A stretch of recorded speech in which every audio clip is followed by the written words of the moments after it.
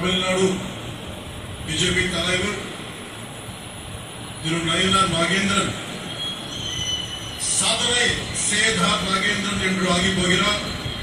அவருக்கு என்னோட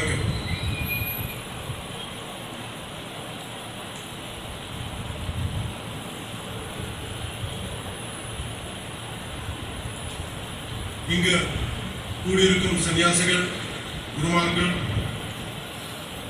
மடாதிபதிகள், ஜீயர்கள் அனைவரையும் எவது சிறந்தொத்தி தலை முடங்குகிறது.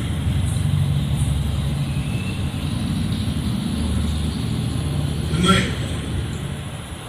மதுரைக்கு வரவழைத்தது முருகன்.